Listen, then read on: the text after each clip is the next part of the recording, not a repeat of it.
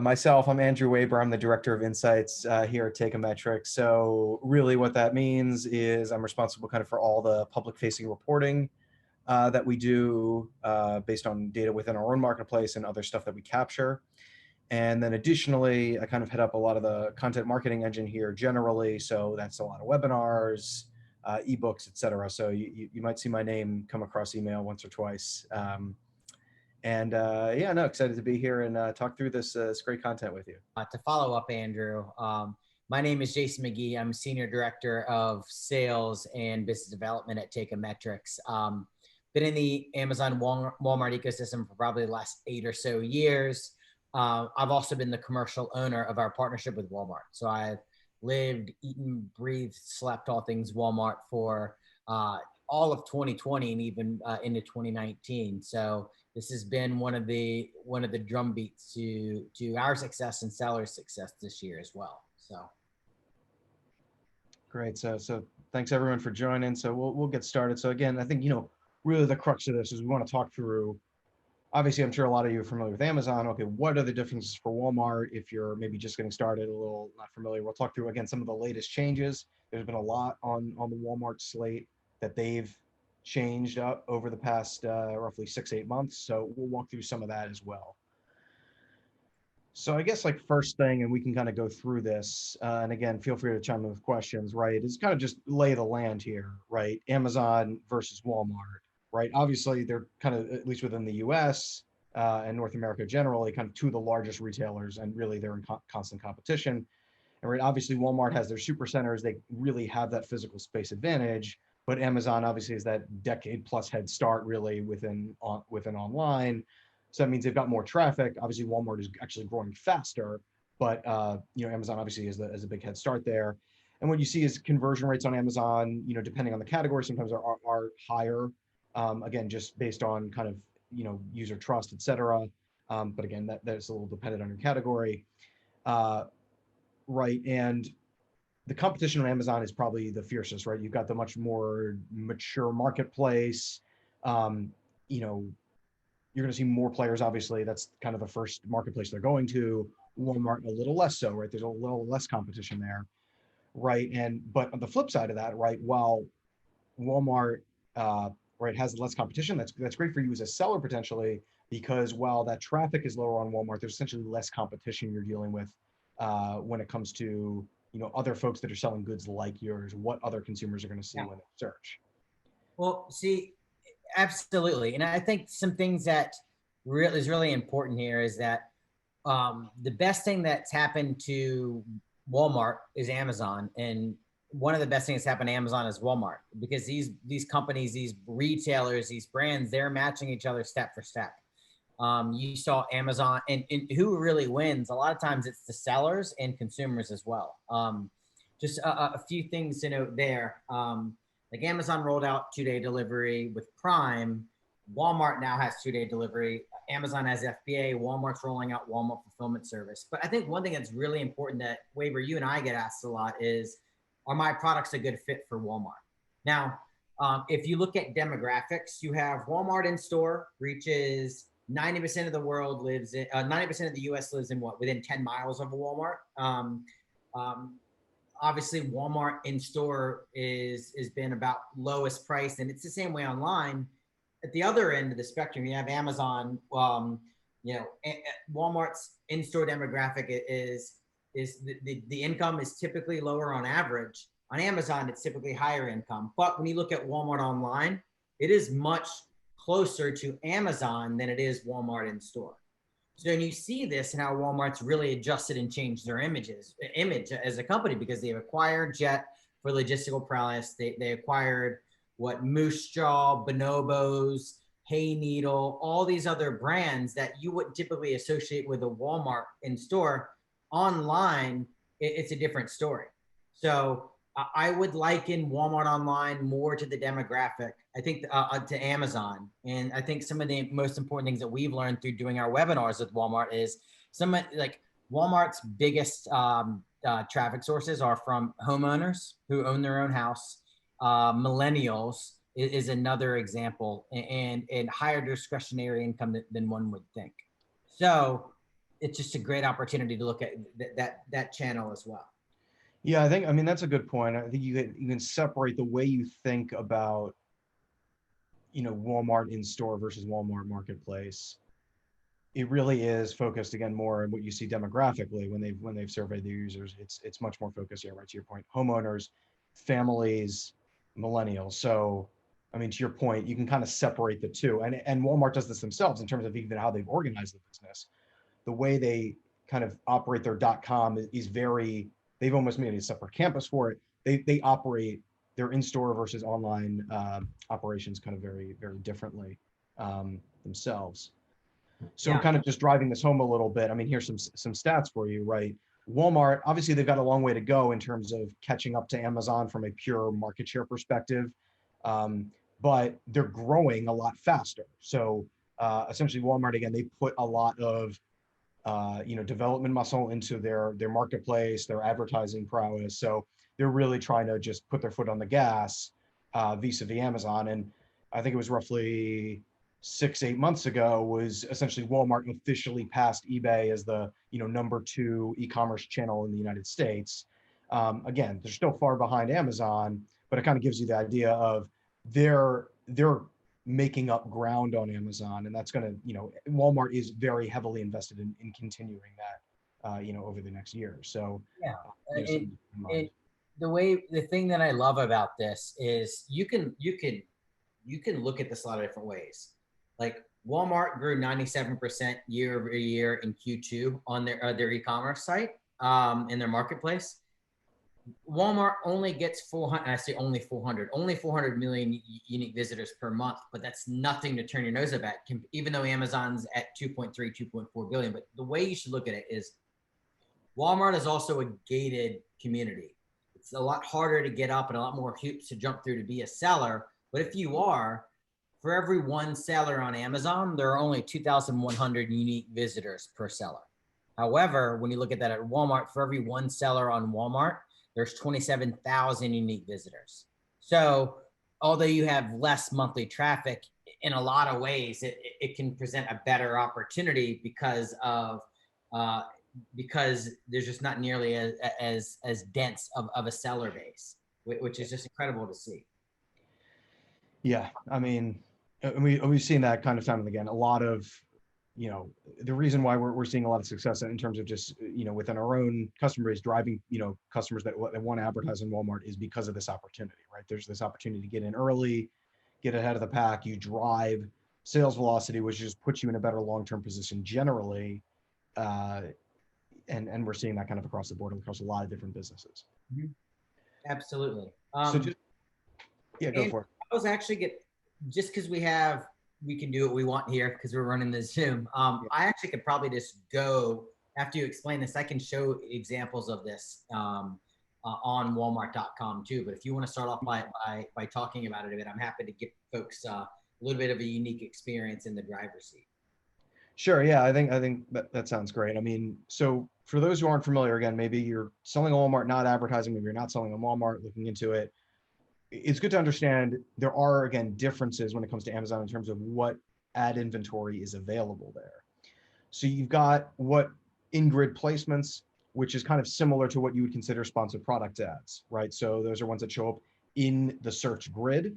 Now, I would say that the interesting thing that's happened recently, it used to be that that Walmart only opened up certain slots to advertising on a page. So it was, I believe, 3, 5, and 10, right? So there's only maximum 3, 5, 6, and 12 were the old slots. Now they've opened up that entire top of search when you're talking 1 to 12, where really those sponsored products can show up. Now, what's interesting about this, right, on Amazon, let's say you advertise your product, let's say you're ranking number 8 organically, and you advertise, you can show, essentially your product will show up twice on that page, right? You'll show up, let's say, number 1 with a sponsored product ad, and you'll show up 8 organic.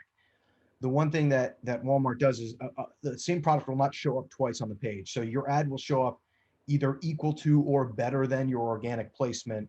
But essentially you're not doubling up where, let's say, your organic placement showing up number 6 and your ad showing up number 10. That essentially doesn't happen on Walmart. So something to keep in mind. Now, one thing, we'll talk about this later, the requirements here versus Amazon, where you can say, okay, I'm I'm just starting out my product, has no sales history. I can still advertise and maybe get a #1 placement on a big search term. Walmart does require, just for relevancy, that your product is already ranking on the first 3 pages of results for that search term in order to show up in in-grid placement. So that's, there is that barrier to entry, at least with that. However, right, that doesn't mean you don't have no options when you, in terms of launching a product on Amazon. They're what called these, and this is #2 here, these carousel placements. These show up at the bottom of a search page and basically have a, much larger list here. And those are open to just about anybody. And additionally, if you're running, let's say, an automatic campaign, this is, where your ads are going to be showing up. There are also these buy box placements, which are super interesting. It's something that you see a little bit on Amazon as well, but definitely great because, again, you can potentially show up near a competitor, companion product, etc. And then you also have, obviously, category pages. I think the biggest ones that a lot of folks here are going to be focused on are #1 and #2. The buy box placement, the inventory there is a little more delicate, I think, in terms of how they ration that out. Yep. But in-grid is something where there's a lot of potential, obviously, kind of similar to sponsored products on Amazon. Yeah, and I'll actually, Andrew, I'll go ahead and show an example of this. Sure, let me stop sharing my screen. I stole it from you. So let's just say I'm doing a search for fresh roasted coffee on Walmart.com. You can see here it says sponsored products. Dunkin' Donuts and Folgers are running a sponsored product. That is search in grid. Slots 1 through 12, you can run advertising for, but they're only going to show 2 at a time. It won't always be in 1 or 2. It can be anywhere between 1 to 12.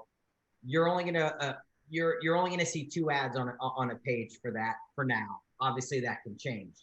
The other thing too is you're not going to see a duplicate listing. So if you have Dunkin' here, this exact same SKU will not show up later. Like you may have other Dunkin' products, but it won't be the exact same one. Now, the other thing too is if you scroll to the very bottom, you're going to see a carousel. This is a sponsored product carousel that Andrew Waber was talking about, where there's, I believe it's 24 slots, has to be related. They're not going to stuff inventory. If there aren't 24 folks running advertising, they're not going to show it. Now, if you click into a product like I did here, you can see that there's a buy box. Folgers is actually running Conquest in themselves. It can be strategic. Sometimes it could be a bad idea if you don't know what you're doing, but they're actually showing their decaf right alongside their caffeinated version. And if you scroll down to the very bottom, you also will see another sponsored product carousel. So important things to know. As Andrew mentioned, if you do not already rank in the top 128 items organically, you cannot show up for a search and grid placement. You can still get the sponsored product carousel here and some other placements, but you're not gonna be able to show up search and grid. The other thing that's important to know is that if you're gonna run a buy box placement, it's $1 minimum bid, where other areas are either 20 or 30 cents minimum bid as well. So we'll get through some of this later here as well. I'll stop sharing for now so we can continue on with the deck. Yeah, so getting more into the differences here. What's interesting is, again, Amazon click-oriented attribution, obviously. This is talking more about sponsored products. Obviously, this is outside of, let's say, a DSP type. You got click only, but you do have view and click attribution on Walmart, which is kind of nice. Biggest difference in terms of how you should be planning for it is this, the idea of the auction. Amazon second price auction, right? So if I bid 50 cents, but the next closest person bids 33 cents, I only pay 34 cents, right? Because I'm paying 1 cent above the next biggest price. Versus a Walmart auction, where if I bid 50 cents, if I win the auction, I'm paying 50 cents. So it means you have to have different budget planning. It also means that, again, the way that you kind of fine tune how you think about your strategy there really needs to fit this, because it's in one way, it makes it more, you can plan better, because essentially you have a really good idea about what your costs are going to be based on what you bid. Versus in Amazon second price auction, you can sometimes have runaway costs. For instance, if you bid super high, you said, I want to win this every single time, I'm going to bid $6. And maybe for a while, you're only paying $2. But if another competitor comes in, now starts bidding you up, you're now getting much closer to that $6 mark. Sometimes that can run away from you. So Walmart, it does make it in some ways it's more difficult because you're not seeing those benefits of seeing the bids essentially not match what you're actually paying, but you're so there's pluses and minuses, I guess. That's worth repeating. So a lot of folks don't realize this, but Walmart auction is different. So if you bid $5, you're going to pay $5 if you win, regardless of what the second person does. So the other thing too is if you bid and you lose the bid, or if you win the bid, you know exactly what you pay on Amazon. You don't on Walmart because you don't know where anybody else is bidding. So the auctions favor exploratory tactics, which if you can actually manually, it's physically impossible even with a small catalog to try and keep up with all these adjustments. But if you have very good technology that can systematically increase your bid to find the pivot point where you're winning the auction, and then strategically lower your bid and shade it down to make sure that you're always, or as many times as you can, maximizing your profitability. That's where technology wins. And that's why Teikametrics was, when we were Walmart's very first API partner. And this is what we're doing for our clients there today. So I think it's worth mentioning again, just because it's an incredibly important point. Yeah. Other kind of interesting things. So if you've used Walmart ads already, one thing that a lot of people ask about is negative keywords, which is obviously something Amazon provides. That's something that Walmart has said that's basically going to be launching in Q1. So definitely stay tuned for that. Another interesting thing is platform level reporting. So you basically know whether your ads or how well your ads perform, let's say on mobile versus desktop. That's something that Amazon does not provide. So that's very interesting. It also gives you a degree of control in terms of like, okay, well, if I know mobile users, let's say, respond to this ad better, that should play into your strategy, and you can essentially have some modifiers there, and that's huge. Yeah. Oh my goodness, I love it. And like we use this a lot. Like I'll give you case in point. We have a client that sells treadmills, and we started working with them early on during the pandemic. You're talking about treadmills that cost over $1,000. Guess what the number one channel for them selling is? It was mobile devices. You would think, like, intuition would tell you, I'm going to go to the desktop version and really draw out and understand it all. But like, if you can realize that mobile is actually performing better, imagine being able to boost and use bid multipliers to drive growth on mobile. You need to be able to respond to this. Amazon doesn't give you anything like that. Walmart does, so it's incredible. Yeah. Offline sales reporting. This is something where, again, if you're selling in Walmart stores, they do provide you some insights in terms of tying your ads back into some in-store performance. So that can be really helpful if, again, you are selling in-store. What's also minimum campaign budget. This used to be a lot higher. They cut these down very significantly, roughly a month and a half ago. Yeah. Where now essentially these are what's your campaign budget at a very minimum. You can set this at just $100 total or $50 a day. So definitely a lot less. And again, you don't have to necessarily spend up to that budget. It's just something you essentially have to allocate if it gets up there. I think we talked about platform level bidding. I think, and other notable differences, these are big ones. The product advertising has to be in the category where customers are searching. So this gets into retail readiness. So just be aware that this is a kind of a critical element on Walmart.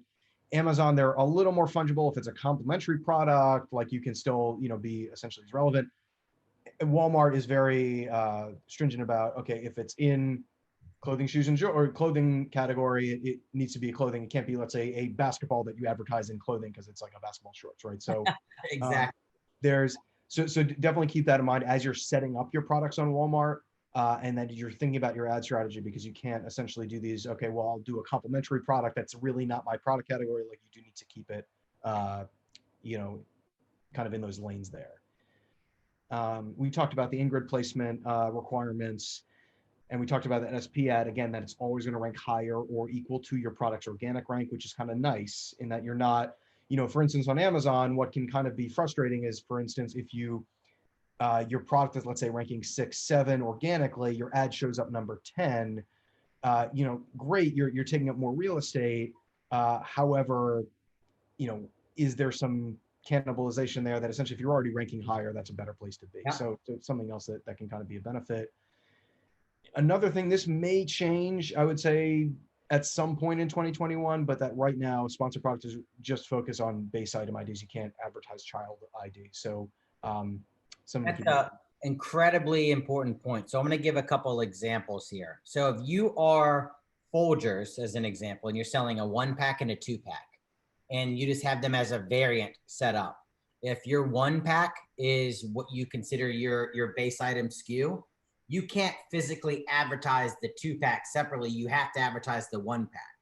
However, if somebody were to click in your listing and then buy the 2-pack, there is a reporting called other sales that goes into a total ROAS number. So you can capture it, but you have to be as a best practice, here's what I would say.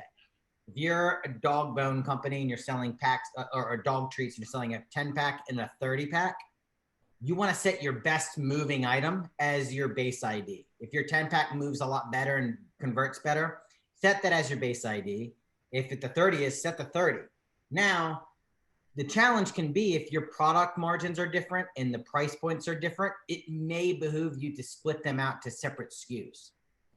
If you combine them, you can bring your reviews together. So if I have 20 on one, 30 on another, you'll have 50 on one, but you obviously have less control. But if it's a variant of color, that's completely fine, because if the price point's really similar and it's just a color variant, it's fine to have a variant. And it can be fine to have a variant if they're different price points. You just need to be very careful about your bids. Like if I want to promote my best-selling 10-pack and have a 5-pack, if I bid as if I expect them to buy the 10-pack, but they purchase the 5-pack, you got to be very careful about that. Yeah, that's a great point there. So just some quick notes deciding where to sell.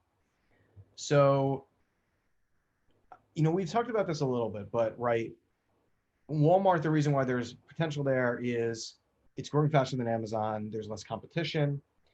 You're essentially right now across most categories seeing a lower CPC and better returns, again, because there's less competition. A lot of folks are converting there.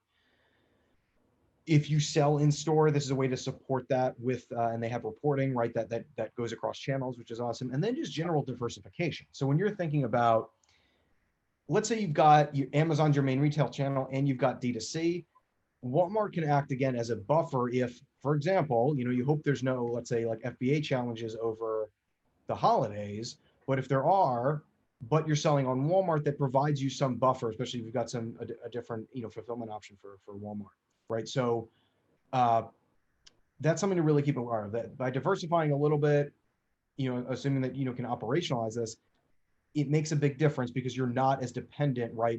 If there's some difficulty with Amazon. Well, like when COVID happened and you couldn't ship non-essential products to Amazon, most people were in a scramble trying to get live and selling on Walmart. The other thing too is if you're a good player and somehow somebody maliciously attacks your listing and all of a sudden you get suppressed for whatever reason, or an honest mistake happened, right? Like you miscategorized and your listing gets shut down on Amazon, you have your Walmart business to keep you afloat, or at least provide some sales power where you weren't getting on Amazon and vice versa. Yeah. Yeah. And I think I'm sure like a lot of you on the line, whether you experienced it or not, right? It's the restrictions on FBA beginning kind of March through April really brought home the idea that being solely dependent on Amazon, there's benefits to it, but there's also, potential downsides, and this being one of them. And we talked about the demographics, again, very similar to what you saw on Amazon.com, but there are differences when it comes to like household ownership. So you're hitting other people that may shop more on, let's say, Walmart because of the in-store pickup option, as opposed to Amazon. So when should you consider multiple marketplaces? I mean, we talked about, okay, diversifying your business, that's great, but you obviously need to have the inventory on hand to service that demand. So, right, that's obviously that should be the first question you ask is, can I even service the business if I have my products listed on multiple marketplaces? And that goes into the logistics discussion, right? What are the ways you're going to be, satisfying fulfillment? Do you have that set up? Or are you feeling confident? Right, this is not something that you can necessarily do right on a dime, but if, again, you're feeling confident, I've got that flexibility, this is a good thing to keep in mind. The listing process, Jason, you talked about this earlier. It's a little more stringent, requires a little more handholding as opposed to Amazon, where you can get your products listed pretty quickly. There's a little more requirements, so you should be thinking about that. That may take a little bit of time to go from application to actually having your products live on Walmart. And right, if your items are selling well on Amazon, that it's a pretty good indication they're probably going to sell well on Walmart, right? If they're capturing, you got good market share, you've got, you're getting good reviews, etc. Walmart is a good place to just expand your reach and just maximize the potential of your sales. So, you know, we're of the opinion, and generally we talk to clients about this, that right, if you have a great selling product on one or more channels, whether it's on D2C or it's on Amazon, that's a good candidate. If you can't push your entire product catalog to Walmart, at least think about some of your best sellers, so you can start again building up that brand affinity on sites outside of Amazon. You're building up that sales history. It's going to put you in a better long-term position if and when you decide to put more of your product catalog on Walmart. Absolutely. And I know we're close to time, so we can go through the last couple of slides here. Sure. I can take this one. So what are the hard truths about marketplace launches when you're launching a product on marketplaces? It's very similar with Amazon and Walmart. Advertising is a coal that powers the engine of successful product launches. And the best way I look at this is, I actually explained this yesterday. When you're think about launching a space shuttle. You only have so much fuel you can have on board, but you need to get it up into orbit. So what it is your cash for advertising a product is literally trying to get you into orbit. The orbit is organic sales that come in establishing product market fit, but you have to have enough cash to get there, and you're burning fuel. It's designed to do that. So when you think about the cost of burning fuel, that's your ACoS. So the best product launches get 70% of their revenue from ads in the first 3 months. It's just a fact. On average, and again, this varies across categories, but it may be 40% ACoS in month 1, 53% by month 3. And you should start to see, if you've established a product market fit and you're in orbit, you should start to see that ACoS come down some, because you're now, you're floating and flying. Advertising sales are vulnerable, and it's a short time to make that happen. But organic sales are more defensible.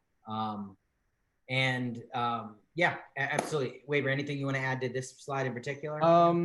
No, I mean, I think that's great. And I mean, organic, I think it's the biggest thing to hit on, is like, when you get in now, you're going to put yourself in a better position organically going forward. I mean, when you think about products that have been on Amazon for a long time, right? They've built up that sales history, they built up that review base, where now they're some of the top choices across major product categories. That's going to happen on Walmart. If it hasn't happened already, right? That you're going to have those folks that have been on Walmart, have built up that history. Those are going to be the best position a year from now, 2 years from now. And kind of similar to that, I mean, we talk about this as a greenfield opportunity. We've been saying this for months. And in certain categories, it's absolutely, it's still really the case that Walmart is still much less populated Walmart than Amazon, rather, from a seller perspective. And even in some cases, now this is looking across like Walmart as a whole, but it really points to the potential here, where you see Walmart, in terms of the share of retail, is actually like outpacing Amazon across certain categories, right? And this is taking into account physical retail as well, but it stands to reason, right? As Walmart is really leaning on, you saw Walmart Plus, if some of you saw this, right, which was essentially Walmart's pseudo answer to Amazon Prime, which was providing, again, some shipping aspects. Right now, it's really focused on grocery, which is really, again, taking advantage of their physical retail locations. It's almost certain that when you look about a year from now, 2 years from now, that is going to expand to a lot of different products. And so your ability to kind of get in there, you're going to see more folks that, again, are looking towards Walmart for kind of the same benefits they're looking for Walmart, for Amazon, rather. Yeah. Shipping, good selection, it's on. You can contact me, Jason Magee, Magee at Teikametrics. And Andrew, anything in closing, feel free to share it. And yeah, I think biggest thing is, listen, if you're not live on Walmart now, look for this at Q1. They're kind of putting a cap on kind of new sellers, really through the end of the year for the most part. So if you're not live yet, again, maybe this is something you're looking for in 2021. If you are live, it really, we're talking about, I mean, we've seen this across Amazon. We saw this in Prime Day. If you attended my session yesterday, or if you looked at the webinar we hosted earlier, there was extremely large increases when you talk about volume. We talk about conversion rate, even vis-a-vis last year. You're likely going to see something similar happen around Cyber Week. whether that's on Walmart, Amazon, et cetera. And Walmart provides really, if you can get in on the ground floor from an advertising perspective, you're going to see just incredible volume increases. We talked about really the idea, I think a lot of analysts have talked about the idea that more people, right, are shopping online, obviously for obvious reasons, right? You may be concerned about going in store. So just a greater percentage of overall sales, like retail sales period, are going to be moving online. This is the holiday season where essentially you really have a good opportunity to capture just a really incredible amount of demand just from more folks that are going to be doing more of their holiday shopping on online channels. So especially if you're selling on Walmart already, really, really think about looking into this, being smart about kind of finding places where you can advertise effectively on Walmart. You're going to put your business in a better position. And again, the good thing about the first price auction is you will know how much you spent, assuming you win the auction. You don't have to worry about necessarily runaway costs. It's something that obviously we're happy to talk with you about. But definitely, I mean, I really can't stress this. This is going to be a big holiday season for e-commerce in particular. Even if you see overall spending, holiday spending going down, just a greater percentage of overall spending is going to e-commerce that will probably way outpace any kind of drop there. So All the just data supports that. While you may see an increase in CPCs, you're seeing triple, quadruple, septuple the amount of traffic coming in, predominantly across every category.